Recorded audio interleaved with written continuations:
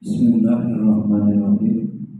Assalamualaikum warahmatullahi wabarakatuh. Innal hamdalillah nahmaduhu wa nasta'inuhu wa nastaghfiruh wa na'udzu billahi min shururi anfusina wa min sayyiati a'malina. May yahdihillahu fala mudilla lahu wa may yudlilhu fala hadiya lahu.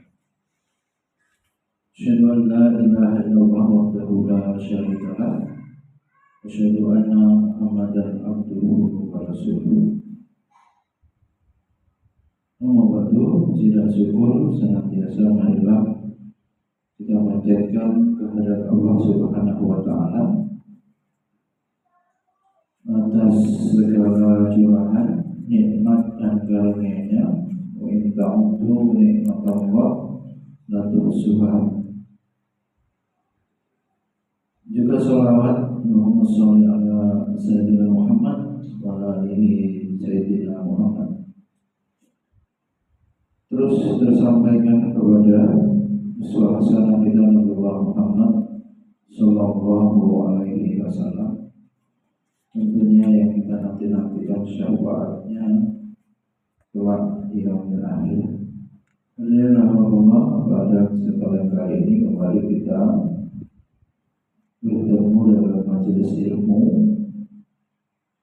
di mana majelis ilmu termasuk majelis zikir, ya, taman-taman surga yang senantiasa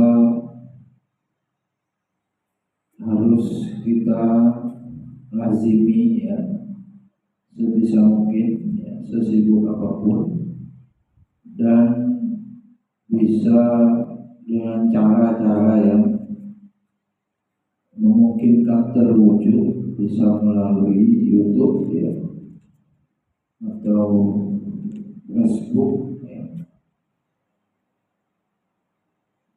di mana wasail dakwah, ya, wasilah-wasilah dakwah sudah semakin canggih, ya, zaman modern sekarang ini. Alhamdulillah, kali ini kita coba kembali meneguhkan, ya, komitmen keimanan kita dalam bentuk mendalami ilmu, ya. Yarfa'illahul ladzina amanu minkum.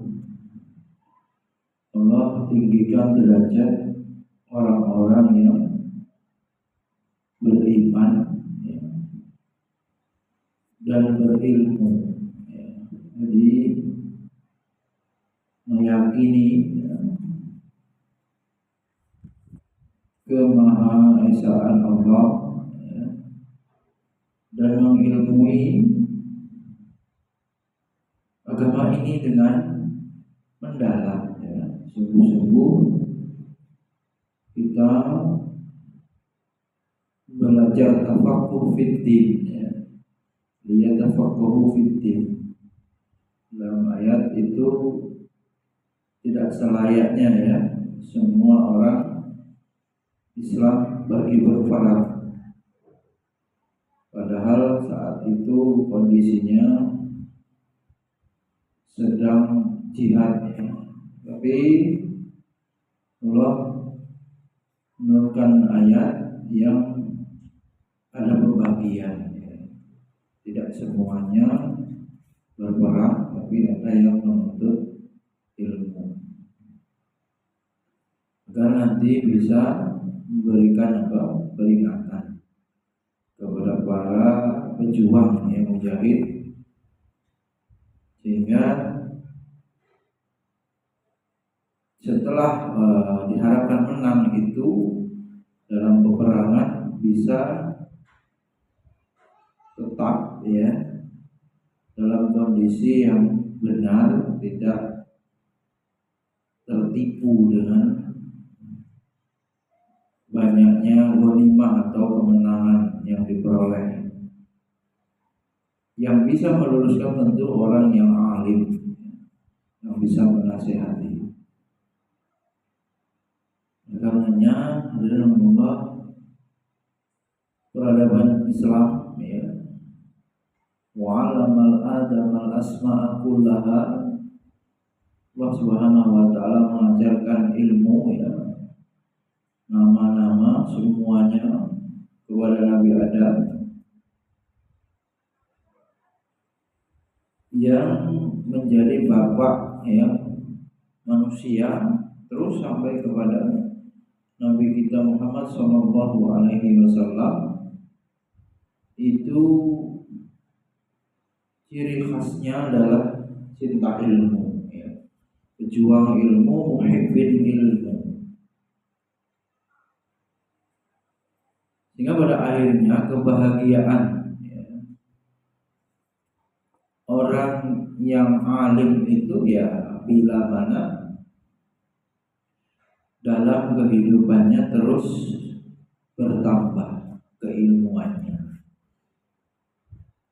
terus bertambah ma'rifatullahnya, pengetahuannya tentang Allah Subhanahu wa taala, terus bertambah ma'rifah dinul Islam, pengetahuannya bertambah tentang agama Islam, dan ma'rifatul Rasul, pengetahuannya bertambah, ilmunya bertambah tentang nabinya ya, tentang rasulnya.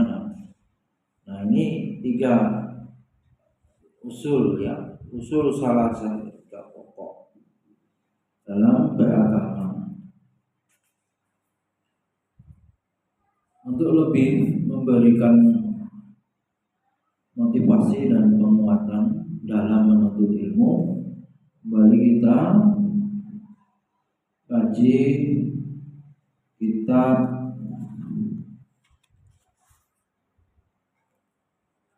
Tadhkiratus Sami wal Mutakallim fi Adabil Alim wal Muta'allim yang dikarang oleh Ibnu Jamaah.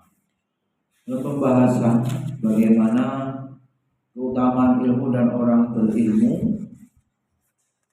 Sebagian ulama ya mengatakan khairul mawahibil aqlu wa syarrul masaibi al jahlu. Sebaik-baik karunia adalah akal.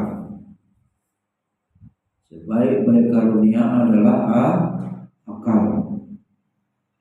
Dan seburuk-buruk musibah, syarrul masaibi al jahlu, kebodohan.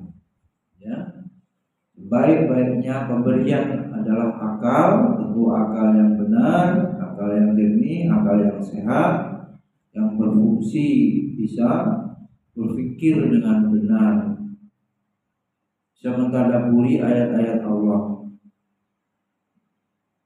Kemudian sebaliknya seburuk-buruk musibah itu, kita tahu musibah banyak bentuknya. Ternyata yang paling buruk adalah musibah bodoh, ya, jahlu atau kebodohan. Hadirin Allah, apalah yang tidak menggunakan ilmu, ya. Semua aktivitas itu agar tepat bernilai ibadah yang benar itu pasti membutuhkan ilmu, ya. Maka kebutuhan kita terhadap ilmu, sebagaimana qaul dari Imam Ahmad bin Hanbal, beliau mengatakan kebutuhan manusia akan ilmu itu melebihi kebutuhan manusia terhadap makan dan minum. Artinya orang yang tidak mendapatkan makan dan minum maksimal meninggal, mati, wafat. Tapi dia memiliki ilmu, Tentu ilmunya akan mendorong menjadi orang yang beriman, bertakwa, beramal soleh, dan amalan-amalan kebaikan itu kemudian akhirnya dia meninggal, tentu saja meninggal dalam keadaan yang baik atau husnul khotimah. Dan itulah ya target akhir di dunia ini sebelum masuk ke alam kubur, bagaimana akhir hayat itu dalam keadaan husnul khotimah. Yang kita cita-citakan, yang kita mohonkan, yang kita panjatkan dalam doa-doa kita, bagaimana diberikan rezeki, Allahumma rizqnal istiqomah, kemudian diberikan juga husnul khotimah, ya, istiqomah dalam ibadah terus sampai akhirnya ajal menjemput dalam keadaan beramal soleh, dalam keadaan taat kepada Allah, dan itu menjadi tanda atau ciri bahwa meninggal dalam keadaan husnul khotimah. Hadirin Allah, Abu Muslim Al-Khawlani rahimahullah pernah berkata, al-ulama fil ardi mislun nujum fis sama, idza badat linnasi tadaw biha wa idza khafiyat alaihim tahayyaru. Artinya para ulama di muka bumi ini bagaikan bintang di langit. Ulama bagaikan bintang. Jika bintang-bintang itu tampak, orang-orang akan mendapat petunjuk arah. Namun jika bintang-bintangnya itu tidak tampak, maka orang-orang masyarakat umat akan kebingungan. Ya. Kemudian juga Abul Aswad Ad-Du'ali beliau berkata, laisa syai'un a'azzu minal ilmi al-muluku hukamun 'alan nas wal ulama hukamun 'alal muluki. Abul Aswad Ad-Du'ali beliau berkata, tidak ada sesuatu yang lebih mulia daripada ilmu. Laisa syai'un a'azzu minal ilmi, enggak ada ya yang lebih mulia daripada ilmu. Para raja menjadi penguasa bagi rakyatnya, sedangkan para ulama adalah penguasa atas para raja. Ya. Demikianlah betapa agung dan mulianya ilmu. Sampai Abul Aswad Ad-Du'ali berkata seperti itu ya. Dan apalagi ada Wahab ya berkata, yatasha'abu minal ilmi asyarafu wa in kana sahibuhu daniyan wal izzu wa in kana mahinan wal qurbu wa in kana qasiyan wal ghina wa in kana faqiran wal mahabbatu wa in kana wadi'an.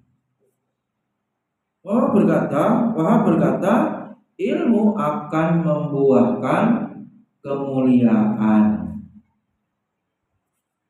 sekalipun ya pemilik ilmu itu orang yang rendah ya.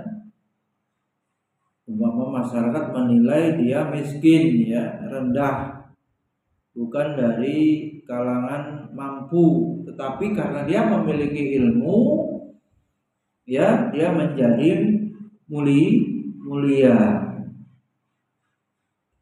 Kemudian membuahkan kehormatan sekalipun pemiliknya orang rendahan ya. Memberikan kedekatan sekalipun pemiliknya jauh, memberinya kecukupan sekalipun pemiliknya fakir. dan mendatangkan kewibawaan sekalipun pemiliknya orang yang diremehkan. Jadi ya, betapa ya pentingnya ilmu ya. Termasuk Mu'adz pernah berkata, ta'allamul ilma fa inna ta'allumahu hasanatun wa talabahu ibadatun wa mudzakaratahu tasbihun wal bahsu anhu jihadun wa badalaha lahu qurbatun wa ta'limuhu man la ya'lamuhu shadaqatun. Kata beliau, pelajarilah ilmu, karena mempelajari ilmu termasuk hasanah kebaikan. Mencarinya tolak baru ibadah. Cari ilmu ibadah. Kemudian mengulang-ulang ilmu, ya, memurajaah ilmunya, menelaah ilmu, ya, itu tasbih, kemudian mendiskusikannya, ya, dalam memecahkan suatu masalah, ya, itu termasuk jihad. Kemudian menyebarkannya adalah bentuk taqarrub, qurbah, ya, mendekatkan diri kepada Allah dengan jalan menyebarkan ilmu, dan mengajarkannya wa ta'limuhu man lam ya'lamuhu shadaqah, dan mengajarkan ilmu kepada orang yang tidak tahu itu bernilai sedekah.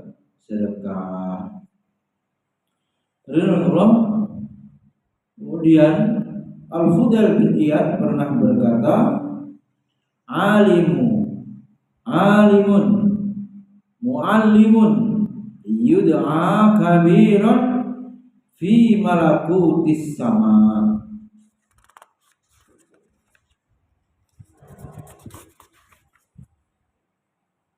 Kata beliau, seorang alim yang mengajarkan ilmunya disebut orang besar di kerajaan langit. Ya. Sufyan bin Uyainah rahimahullah juga berkata, arfa'un nas indallahi manzilatan. Orang yang paling tinggi derajatnya di sisi Allah adalah mangkana baina Allah wa baina ibadih wa humul anbiya wal ulama. Orang yang paling tinggi derajatnya di sisi Allah adalah orang yang menjadi penghubung, ya, perantara antara Allah dengan hambanya. Siapakah itu? Tentu saja para nabi dan ulama. Bagaimana orang yang lahir ke dunia ini, manusia lahir ke dunia ini tidak mengetahui apa-apa, dan orang alim, ya, ulama, ya, dimulai dari nabi mengajarinya, memberitahu, ya, tentang apa? Tentang Allah, sehingga dia menjadi tahu Allah lantaran atau terhubung dengan Allah itu melalui, ya, ilmu yang diajarkan nabi dan yang diajarkan oleh para ulama. Maka orang seperti itu derajatnya tinggi di sisi Allah Subhanahu wa ta'ala, sebab sebagai penghubung antara hamba yang belum tahu, ya, atau orang awam dengan Allah Subhanahu wa ta'ala. Beliau juga berkata, lam yu'ta ahadun fid dunya syai'an afdala minan nubuwah wa ma ba'da nubuwah syai'un afdala minal ilmi wal fiqh. Tidak ada sesuatu pun yang diberikan kepada seseorang ya, di dunia ini yang lebih utama ya, selain daripada kenabian. Pertama ya, diberikan kenabian. Lalu kemudian tidak ada yang lebih utama setelah kenabian selain daripada ilmu ya, dan kefakihan atau pemahaman fikih tentang agama ini. Wakila amman hadza qal anil fuqaha'i kullihim. Cuma ditanya, dan siapa ini ya orang yang bisa seperti itu? Beliau lantas menjawab, yaitu dari kalangan fuqaha ahli fikih. Kemudian Sahal berkata, man arada nazara ila majalisil anbiya falyanzur ila majalisil ulama fa'rifu lahum dzalik. Barang siapa ingin melihat majelis para nabi ya, lihatlah majelis para ulama, maka kenalilah mereka dengan ciri-ciri itu ya. Imam Syafi'i rahimahullah berkata, in lam yakunil fuqaha al-amiluna awliya Allah walaysa lillahi waliyun. Jika para fuqaha yang mengamalkan ilmunya tidak dianggap sebagai wali-wali Allah, maka Allah tidak memiliki wali ya. Kemudian Ibnu Umar berkata, majlis fi khairun min ibadati sittina sana. Hadir menghadiri ya dalam majelis ilmu fikih ya, majelis fikih lebih baik daripada ibadah selama 60 tahun. Insyaallah ya, betapa agungnya ya fadilah dari mempelajari ilmu. Hadirin Allah, kemudian Sufyan Ats-Tsauri ya dan Asy-Syafi'i berkata, laisa ba'dal faraid afdalu min talabil ilmi. Tidak ada yang lebih utama setelah ibadah fardu selain daripada menuntut ilmu. Setelah yang wajib kita kerjakan, tidak ada lagi amalan yang lebih utama ya daripada menuntut ilmu. Ma'ubidallah bimisli fikr. Tidaklah Allah diibadahi dengan suatu ibadah yang lebih utama daripada mempelajari fikih. Kemudian dari Abu Dzar, dari Abu Hurairah radhiyallahu anhuma, mereka berkata, babun minal ilmi nata'allamuhu ahabbu ilaina min alfi raka'atin tatawu'an wa babun minal ilmi nu'allimuhu umila bihi aw lam yu'malu ahabbu ilaina min mi'ati raka'atin tatawu'an. Satu bab ilmu yang kami pelajari lebih kami sukai daripada 1000 rakaat sholat sunnah ya. Jadi satu bab ilmu yang kami ajarkan, baik diamalkan maupun tidak diamalkan, lebih kami sukai daripada 100 rakaat sholat sunnah.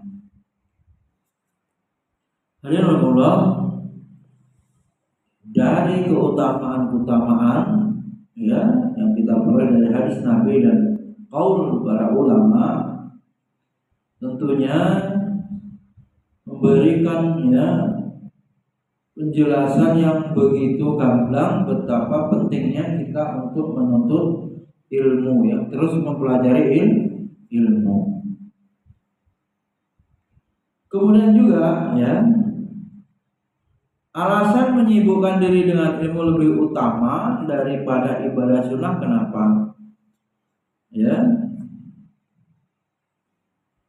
Alasannya adalah dijelaskan bahwa menyibukkan diri dengan ilmu karena Allah Ta'ala itu lebih utama daripada ibadah jasmani yang hukumnya sunnah. Apa yang termasuk itu? Seperti sholat rawatib, sholat sunnah, atau puasa sunnah, atau berzikir, tasbih, berdoa. Hal demikian karena apa? Karena manfaat ilmu, karena kita belajar ilmu itu memperoleh manfaat yang bisa didapatkan oleh pemiliknya juga orang lain. Sedangkan manfaat ibadah sunnah tadi hanya terbatas kepada siapa?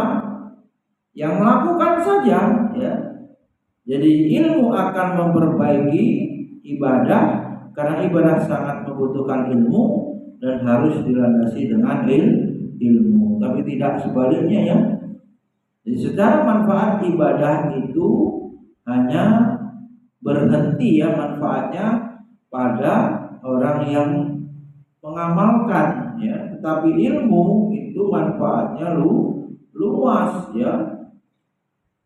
tidak terbatas, memberikan manfaat kepada pelakunya saja, dan pastinya ilmu bermanfaat juga bagi umat atau orang lain. Selain itu, para ulama itu adalah pewaris, al ulama warasatul anbiya. Sedangkan ahli ibadah itu tidak demikian, Ketaatan kepada ulama adalah wajib bagi manusia karena ilmu yang dimilikinya, pahala ilmu tetap ada meskipun pemiliknya telah meninggal dunia. Itu ilmu yang nafi, mendapatkan jariah, meskipun sudah meninggal. Sedangkan pahala ibadah, sunnah, puasa, nafilah itu pasti akan terputus dengan berhenti, tidak diamalkannya atau jeda atau meninggal orang itu tidak lagi mengamalkan ibadah sunnah tambahan, sunnah-sunnah itu tentu saja pahalanya berhenti, Sementara tegaknya ilmu berarti tegaknya syariat dan terjaganya ajaran atau ikuti, agama ini terjaga. Kemudian semua keutamaan ilmu dan ulama yang disebutkan, itu juga atau yang disanjung dan dipuji dalam nas-nas syariat adalah para ulama yang mengamalkan ilmunya, Ulama yang bagaimana? Ulama yang mengamalkan ilmunya, Jadi tidak cukup hanya tahu, paham, tapi harus mengamalkan.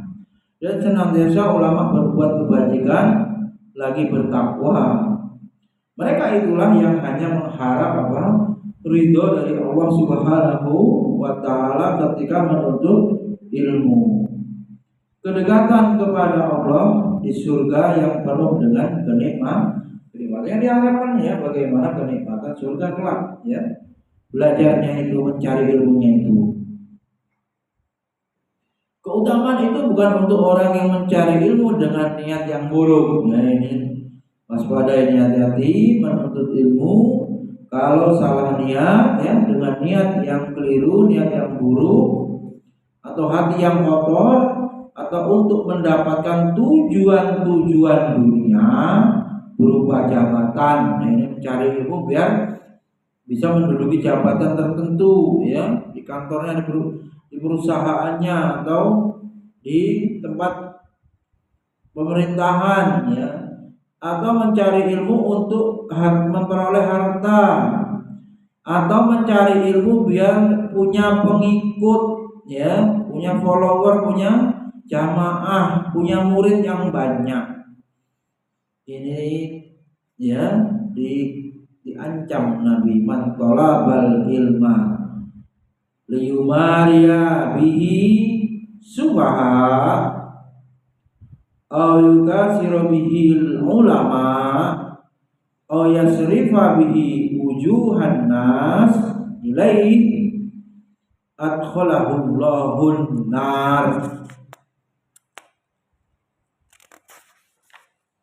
Hadis riwayat Tirmizi.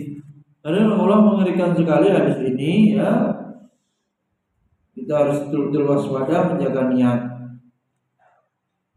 Barang siapa yang menuntut ilmu, ya, ngeri sekali, ya, tidak atau ilmu untuk mendebat orang bodoh supaya dianggap pinter, mengalahkan orang bodoh, berdebat dia menang, atau tujuan belajarnya untuk menandingi orang alim ulama yang sudah ada, dia ingin mengalahkannya, atau menarik perhatian manusia, supaya orang, ya, tersihir, ya, mau menjadi pengikutnya, maka Allah Subhanahu wa taala akan memasukkan dia ke dalam neraka. Alhamdulillah.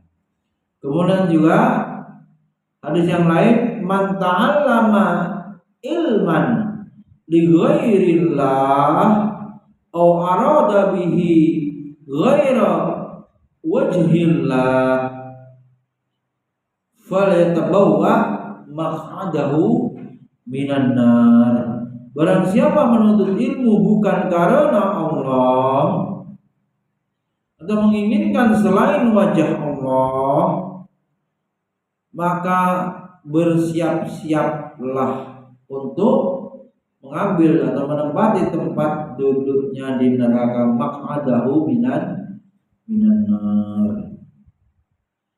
Kemudian hadis yang lain diriwayatkan oleh Imam Abu Daud, man ta'allama ilman mimma yubdaghu bihi wajhullah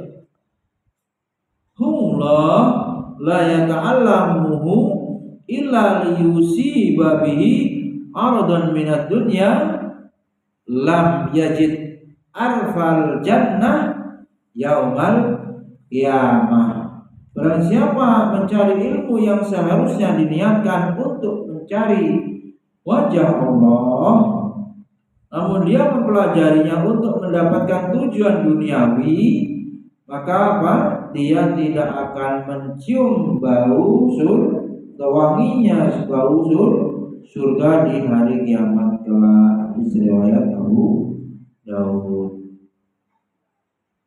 Hadirin Allah, diriwayatkan dari Abu Hurairah radhiyallahu anhu dari Nabi sallallahu alaihi wasallam, beliau bersabda, sesungguhnya manusia yang pertama kali diadili pada hari kiamat adalah, ya, Nabi menyebutkan 3 kelompok manusia yang salah satunya adalah warajulun ta'allamal ilma wa 'allamahu, yaitu seseorang yang belajar ilmu dan mengajarkannya serta wa qara al-Qur'ana fa'ti bihi fa'arafahu ni'amahu fa'arafaha qala fama'alimta fiha qala ta'allamtul ilma wa 'allamtuhu wa qara'tu fikal Qur'an qala kadzabta walakinnaka ta'allamtal ilma liyuqala alimun wa qara'tal Qur'an liyuqala tariqun faqad qila summa umira bihi fasuhiba ala wajhihi hatta ulqiya finnar. Ya, seseorang yang belajar ilmu dan mengajarkannya serta menghafal Al-Qur'an, orang itu didatangkan lalu Allah memperlihatkan kepadanya kenikmatan yang dahulu diterimanya di dunia dan dia pun mengakuinya. Allah bertanya, apa yang telah kau perbuat dengan nikmat tersebut? Dia menjawab, aku belajar ilmu, mengajarkannya dan menghafalkannya Al-Quran hanya untuk mengharap ridhomu wahai Rabb, Allah berfirman engkau dusta, ya. Engkau belajar ilmu agar disebut alim, dan engkau menghafal Al-Quran agar disebut qari, dan tujuan itu sudah kamu dapatkan. Lalu dikatakan kemudian diperintahkan agar orang itu diseret, ya, wajahnya, lalu dilemparkan ke dalam api neraka. Hadis riwayat Muslim. Kemudian juga diriwayatkan dari Hamad bin Salamah, man talabal haditsa li ghairillah ta'ala mukira bihi. Karena siapa yang belajar hadis bukan karena Allah maka akan tertipu olehnya. Kemudian terakhir, bagaimana diriwayatkan dari Bisir, auhallahu ta'ala ila Daud la taj'al baini wa bainaka aliman maftunan faya suddaka bisukrihi an mahabbati ulaika qutta'u tariki ala ibadihi. Allah Ta'ala mewahyukan kepada Nabi Daud, janganlah engkau jadikan antara diriku dengan dirimu seorang alim yang terfitnah oleh dunia, sehingga kegilaannya terhadap dunia akan menghalangimu dari mencintaiku. Mereka adalah orang-orang yang menghalangi hamba-hambaku dariku.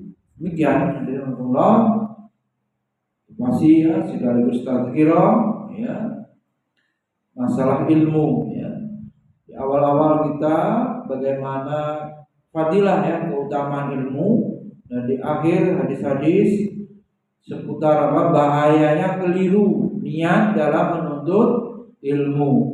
Jadi nanti di akhirat, ya, orang yang paling pertama diazab, ya, malah orang alim, ya, apabila dia tidak mengamalkan ilmunya dengan benar atau kalau menyalahgunakan ilmunya untuk kepentingan tujuan dunia, tidak ikhlas, tidak mengharap ridha Allah.